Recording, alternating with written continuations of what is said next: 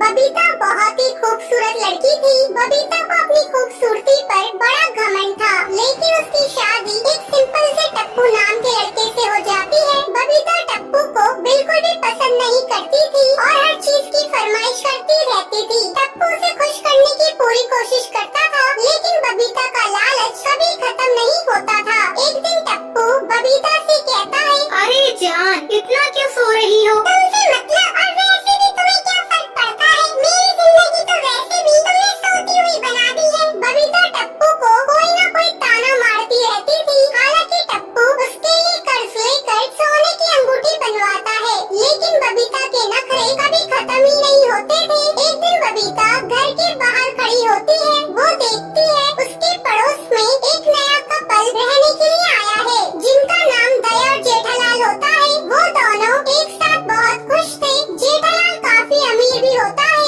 दया को देखकर बबीता कहती है, इसने तो कितना अच्छा सेट पहन रखा है, लगता है डायमंड का होगा। अगले दिन बबीता जेठालाल के घर जाती है और डोरबेल बजाती है। तभी जेठालाल दरवाजा खोलता है और उससे कहता है, जी आप कौन? मैं आपकी पड़ोसन हूँ। मेरे घर में थोड़ी शक्कर खत्म हो गई है, तो थोड़ा दे देंगे आप? जी जरूर। दया, जरा शक्कर लेकर आना। दया बबीता के लिए शक्कर लाती है और उसे दे देती है। दया बबीता को अंदर आने के लिए कहती है, लेकिन बबीता उस दिन मना कर देती है। फिर बबीता अगले दिन फिर से जेठालाल के घर जाने लगती है। जेठालाल दया दोनों बातें कर रहे होते हैं। तभी बबीता उनसे कहती है, सॉरी, मैंने आप दोनों को डिस्टर्ब कर दिया। वो क्या है, मेरे हस्बैंड बाहर चले गए तो सोचा आप लोगों से ही बातें कर लूं। दया बबीता से कहती है, आपने बिल्कुल ठीक किया। बबीता बहन आइए बैठिए। बबीता अपनी मीठी मीठी बातों से उन्हें फंसा लेती है और रोज उनके घर आ जाया करती थी।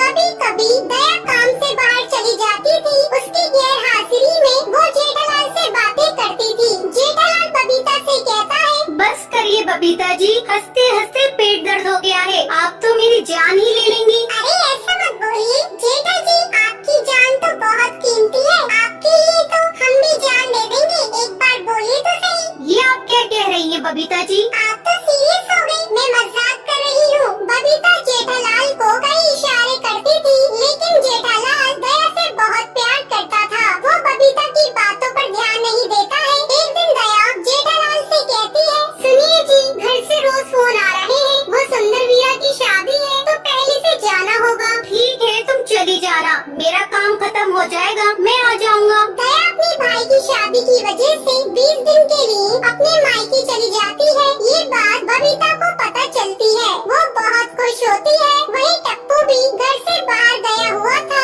एक दिन रात को 9 बजे का टाइम था। बबीता जेठालाल के घर जाती है और उससे कहती है, हेलो जेठा जी, कैसे हो आप? दया भाभी कब आएंगी? बबीता जी मैं ठीक हूँ, बस रोटी बना रहा था और दया को तो भी काफी दिन लग जाएंगे। रोटी बना रही हैं आप? अरे मुझसे क्यों नहीं कहा? एक पल में पराया कर दिया आपने। चलो मैं बनाती हूँ आपके लिए खाना। वैसे तो बबीता घर पर कोई काम नहीं करती थी, लेकिन जेठालाल को बातों में लेने के चक्कर में वो उसके लिए रोज खाना बना देती थी। एक दिन करीब रात के 10 बजे थे। बबीता जेठालाल के घर आती है और उससे कहती है, जेठा जी, मेरे बाथरूम का शावर खराब हो गया है, मैं आपके बाथरूम में नहा सकती हूँ प्लीज? हाँ बबीता जी, आप नहा लीजिए, कोई परेशानी